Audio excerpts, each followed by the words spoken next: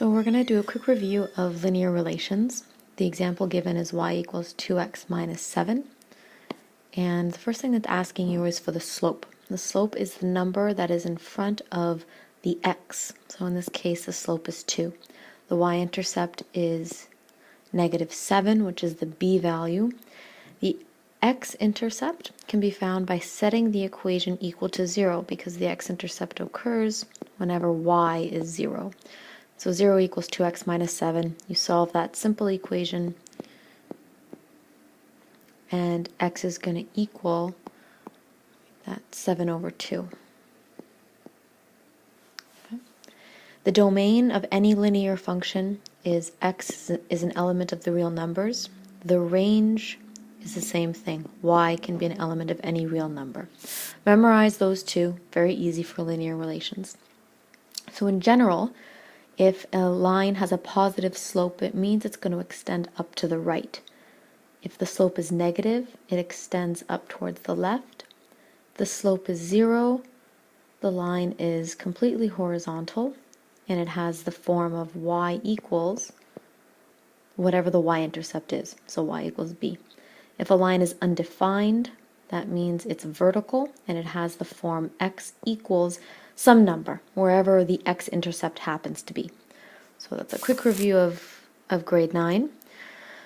Linear relations in general can be written in the form of y equals mx plus b. The value of m is considered to be the leading coefficient, so it's the number in front of the x, or whatever the highest power of x is in your equation. In this case it's 1, so m is your leading coefficient.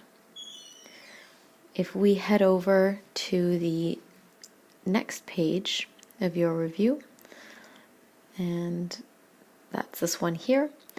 In terms of quadratics, you studied this more so last year.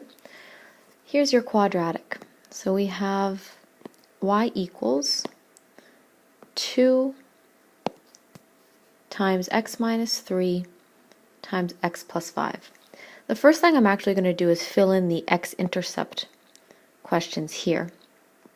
I'll write them as x equals 3 and x equals negative 5. Always take the opposite sign of the numbers you see in factored form. This should be familiar. Now, since I know my zeros, the next easiest thing to do is to find the vertex. Now, the vertex occurs at the midpoint of the two zeros. So first, find the midpoint of 3 and negative 5 of the zeros. So we're going to do 3 plus negative 5. You add the two zeros together, and then you divide by 2. So negative 5 plus 3 is negative 2 divided by 2 is negative 1. Now you're going to take negative 1 and plug it into the original equation. So you're going to do y equals 2 times negative 1 minus 3 times negative 1 plus 5. And that gives you negative 4 times positive 4 is negative 16. Negative 16 times 2 is negative 32. So the vertex can be stated as negative 1, negative 32. The y-intercept, that occurs when x is 0. So all you have to do is plug in 0 for x, and we get, this would be a 0 plus 5. 5 times negative 3 is negative 15 times 2 is negative 30.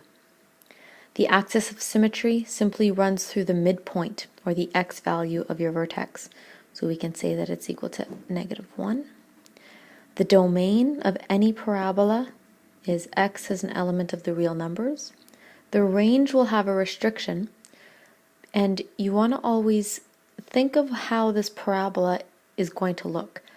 The leading coefficient is positive. That's this number here that I'm circling. Since it's positive, the parabola opens up Generally, it's going to have that shape. And you want to think, what's the lowest value that it will ever reach? Well, you got to look at your vertex, and that value is negative 32.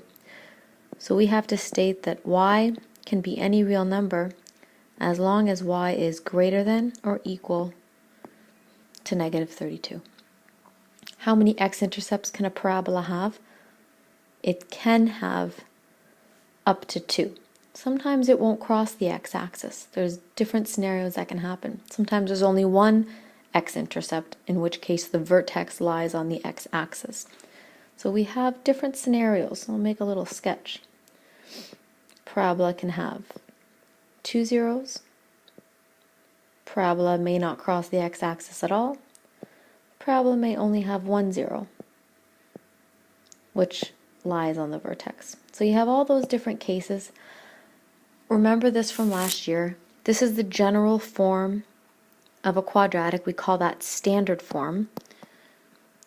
And the question is, what is the leading coefficient here? Well, in this case, it's the number in front of the highest power of x, in which case it's a. So when I'm talking about leading coefficients in this unit, I'm talking about the number that's in front of the x value that has the highest or biggest exponent. So that concludes a very short review of lines and quadratics.